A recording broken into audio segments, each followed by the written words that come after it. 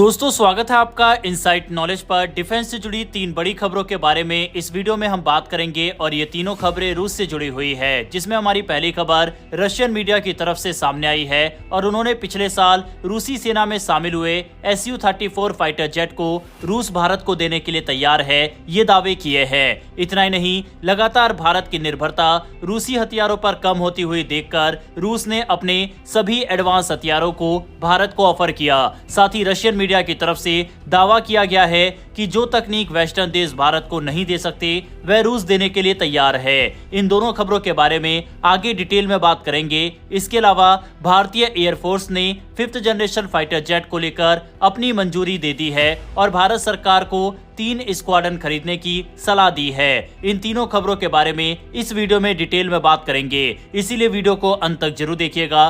साथ ही अगर आपको डिफेंस से जुड़े ऐसे टॉपिक में इंटरेस्ट है तो नीचे दिए गए सब्सक्राइब बटन को प्रेस कर बेल आइकन को दबा ले, जिससे हमारी डेली ऐसी वीडियो आप तक सबसे पहले पहुंच सके। तो चलिए शुरू करते हैं इस वीडियो को।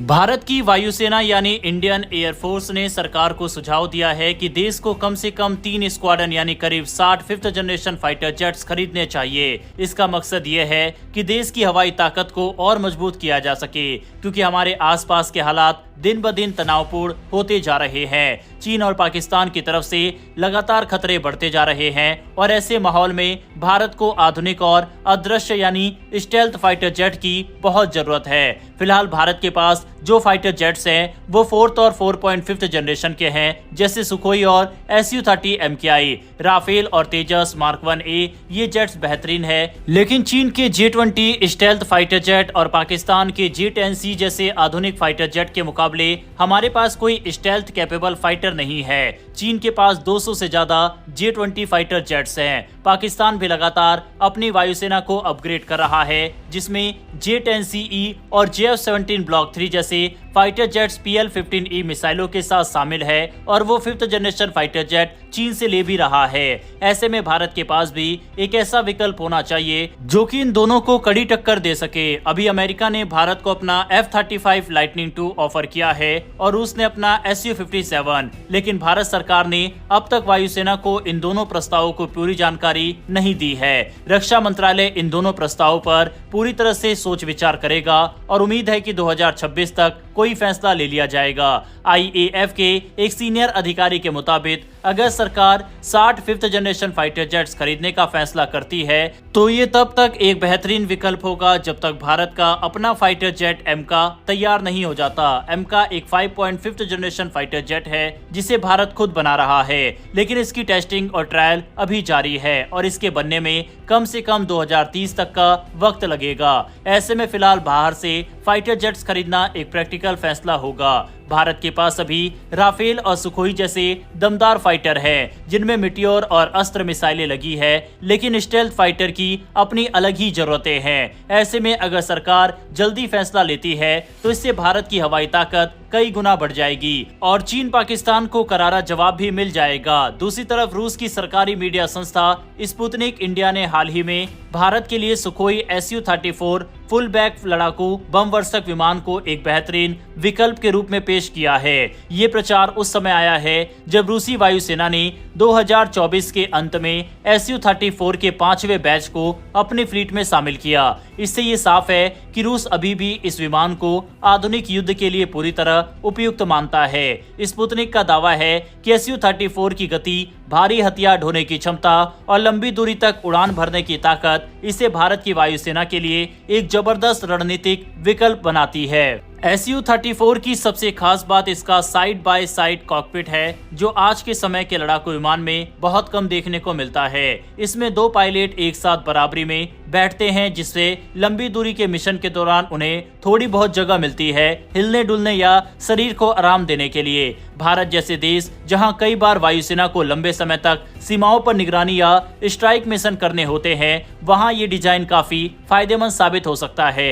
इससे पायलट की थकान कम होती है और मिशन के दौरान उनकी सजगता बनी रहती है। Su-34 असल में प्रसिद्ध Su-27 फाइटर जेट पर आधारित है, लेकिन इसे विशेष तौर पर डीप स्ट्राइक, दुश्मन के एयर डिफेंस को खत्म करने, समुद्री ऑपरेशन और लंबी दूरी के मिशन के लिए डिजाइन किया गया है। इसमें एक साथ कई तरह के हथियार ले जाने की ताकत है, जैसे कि smart bomb, anti ship missile, air to air missile और लंबी दूरी की क्रूज मिसाइल। ये करीब 8 टन तक का हथियार ले जा सकता है। इसकी मारक क्षमता लगभग 1100 किलोमीटर तक है, यानी ये बिना बार बार हवा में ईंधन भरे भी लंबी दूरी तक हमला कर सकता है।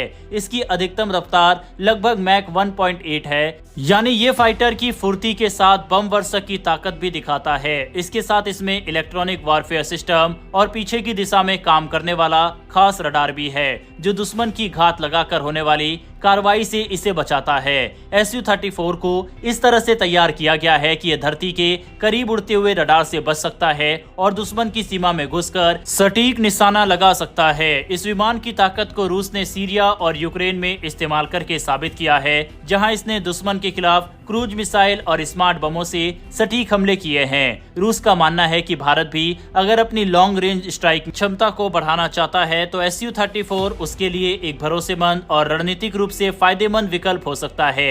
भारत पहले से ही सुखोई Su-30 MKI का सबसे बड़ा ऑपरेटर है और Su-34 भी उसी परिवार से आता है। दोनों विमानों की टेक्नोलॉजी, मेंटेनेंस, पुर्जे और ऑपरेशन में काफी समानता है। इसका मतलब है कि अगर भारत Su-34 को अपनी वायुसेना में शामिल करता है तो उसे ज्यादा नई ट्रेनिंग या इंफ्रास्ट्रक्चर में निवेश करने की जरूरत नहीं पड़ेगी। इससे समय और पैसा दोनों की बचत होगी। वहीं Su-34 की एक और बड़ी खासियत है इसकी बहुउद्देश्य क्षमता। ये सिर्फ बॉम्बिंग के लिए ही नहीं, बल्कि दुश्मन के रडार सिस्टम को खत्म करने, समुद्री जहाजों को निशाना बनाने और तेजी से हमला करने जैसे कामों में सक्षम है। यही वजह है कि ये विमान भारत के लिए सिर्फ एक नया जेट नहीं, बल्कि एक मल्टी रोल हथियार प्लेटफॉर्म बन सकता है, जो देश की रक्षा को मजबूत बनाएगा। पश्चिमी देशों के विकल्पों जैसे अमेरिकी F-15E, स्ट्राइक ईगल या फ्रांसीसी राफेल की तुलना में Su-34 की कीमत भी काफी कम है। इसकी ऑपरेशनल कॉस्ट भी कम है, जबकि इसकी क्षमता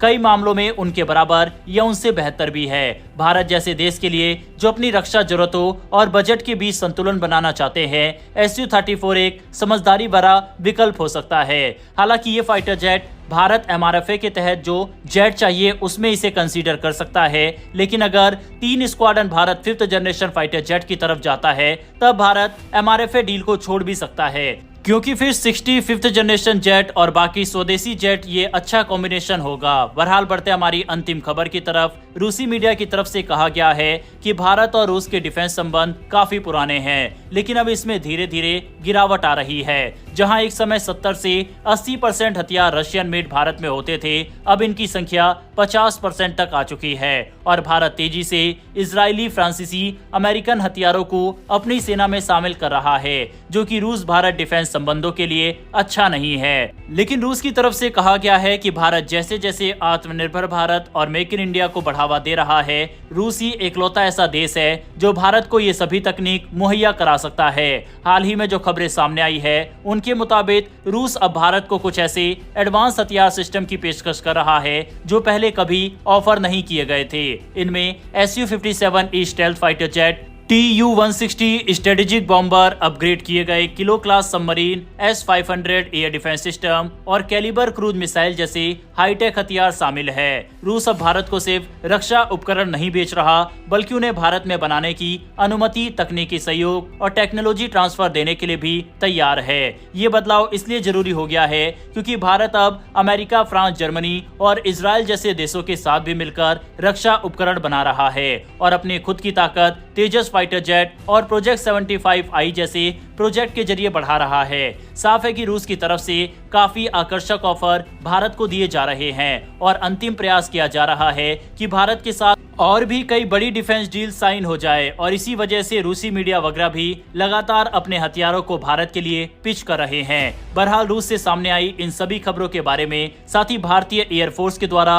65th जनरेशन फाइटर जेट के सुझाव पर अपनी राय कमेंट बॉक्स में लिखकर बताइएगा। और ये जानते हुए कि भारत के पास रूसी फाइटर जेट और अमेरिकी F-35 का ऑप्शन है, भारत को किसके साथ जाना चाहिए, इस पर भी अपनी राय कमेंट में बताइएगा। अगर आपने इस वीडियो को यहाँ तक देखा है तो वीडियो को लाइक करके हमारी आने वाली डेली डिफेंस और वर्ल्ड अफेयर से जुड़ी ऐसी वीडियो के लिए नीचे दिए गए सब्सक्राइब बटन को प्रेस कर बेल आइकन को दबा लें। फिर मिलेंगे ऐसी एक नई वीडियो के साथ। धन्यवाद। जय हिंद, जय भारत।